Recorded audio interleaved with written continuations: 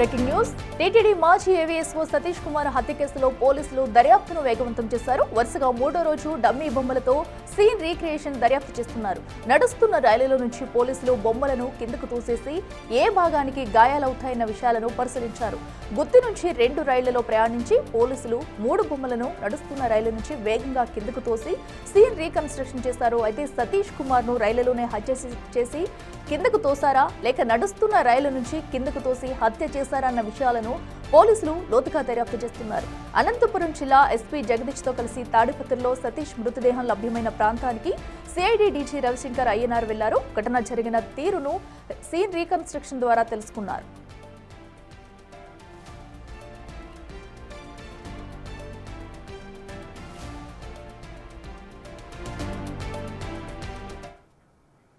మరింత సమాచారం మా ప్రతినిధి యోగానంద్ అందిస్తారు. యోగానంద్ చెప్పండి, అటు సతీష్ హత్యకు సంబంధించి కూడా పోలీసులు అయితే ఇంకా సీన్ రీకన్స్ట్రక్షన్ అయితే జరుగుతుంది. మరి ఈ రోజు ఆ ఘటనా స్థలంలో మరి ఏమైనా ఆధారాలు లభించాయా? సో ఈ రోజు ఎలాంటి విషయాలు వెల్లడించారు? డీటెయిల్స్ అంటే సతీష్ కుమార్ మృతిపై సస్పెన్స్ ఇంకా కొనసాగుతూనే ఉంది. సతీష్ కుమార్ మృతి ఎలా జరిగింది అని తెలుసుకునేందుకు పోలీసులు అన్ని దారులను కూడా వెతుకుతూ ఉన్నారు. ముఖ్యంగా సీన్ రీక్రియేషన్ కోసం ఇవాళ మరొకసారి 3 బొమ్మలతో కూడా పరీక్ష నిర్వహించారు. ఏదైతే ట్రైన్ సుమారుగా 80 నుంచి 100 కిలోమీటర్ల 100 నుంచి 120 కిలోమీటర్ల స్పీడ్ తో వెళ్లే ట్రైన్ లో నుంచి ఒక వ్యక్తిని సతీష్ కుమార్ బాడీ ఎంత బరువు ఉందో, అంత హైట్ ఉందో అంత బరువు ఉన్న వ్యక్తిని తోసేస్తే ఎంత దూరంలో పడుతుంది ట్రాక్ అనే విషయంపై కూడా పోలీసులు మరొకసారి ఇవాళ సీన్ రీక్రియేషన్ చేశారు. దాంతో సుమారుగా ఇవాళ చూసుకుంటే బాడీని ఒకటి కూర్చొని పెట్టి మరొకటి నించోబెట్టి ఇలా రకరకాల ప్రయోగాలు చేసి సుమారుగా పోలీసులు తెలుసుకున్నారు. సుమారుగా బాడీ నిన్న అయితే ఏదైతే సతీష్ కుమార్ బాడీని ఎక్కడైతే పడిందో ఆ సుమారుగా ఇంచుమించు అంతే దూరంలో కూడా బాడీ పడడంతో స్పష్టంగా తోసి ఉంటారు అన్న అనుమానాలు కూడా పోలీసులు వ్యక్తపరిచే అవకాశం కనిపిస్తుంది. మనకు ఒకసారి మన బాడీ తోయడం చూస్తూ ఉంటే ఖచ్చితంగా ట్రైన్ లోకి తోసినప్పుడు 2 విధాలుగా పరిస్థితి. ఒకటైతే ట్రైన్ లో జారి పడితే ఎలా ఉంటుందని ఒకటి, మరొకటి తోస్తే ఎలా ఉంటుంది, కూర్చుని కింద పడితే ఎలా ఉంటుంది అని 3 రకాల పరిస్థితి చేశారు. అయితే బాడీ తోసినప్పుడు సుమారుగా 60 నుంచి 70 మీటర్ల దూరంలో పడింది. కానీ అయితే అక్కడే జారి పడినప్పుడు అయితే కేవలం 3 నుంచి 4 మీటర్ల దూరంలో పడింది. ఈ విషయంలో పోలీసులు క్షుణ్ణంగా నమోదు చేసుకుని దీనిని డిఐజీ రవిశంకర్ అయ్యనార్ కూడా నివేదిక ఇచ్చే అవకాశం కనిపిస్తోంది.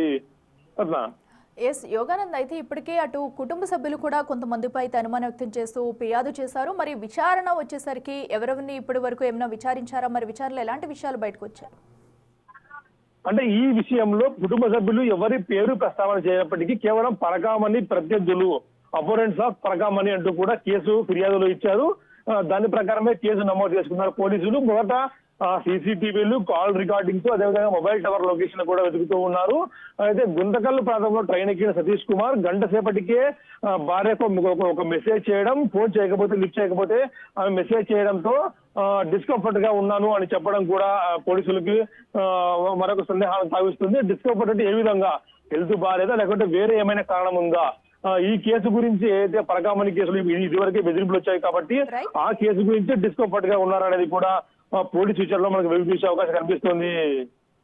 Right Yoganand, thank you. ఏదైతే అటు ఏవీఎస్ఓ సతీష్ కుమార్ హత్య కేసుకు సంబంధించి కూడా ఈ రోజు అయితే 3వ రోజు వరుసగా పోలీసులు అయితే అక్కడ ఘటనా స్థలంలో సీన్ రీకన్స్ట్రక్షన్ అయితే చేస్తున్నారు. అయితే ఒకసారి నుంచున్నప్పుడు కూర్చున్నప్పుడు ఎలా పడిపోయి ఉంటే కనుక ఏ ప్లేసెస్ లో గాయాలయ్యేవి, సో అసలు ఆ ఘటనా స్థలంలో ఏం జరిగిందనే దానిపై కూడా పోలీసులు ఇప్పటికే దర్యాప్తు వేగవంతం చేసి కూడా క్షుణ్ణంగా పరిశీలిస్తున్నారు. సో అనంతరం కూడా పలువురుపై కుటుంబ సభ్యులైతే అనుమానాలు వ్యక్తం చేసినా కూడా సో సీన్ రీకన్స్ట్రక్షన్ అనంతరం కూడా ఈ కేసులో అయితే ముందుకెళ్లే అవకాశం కనిపిస్తుంది.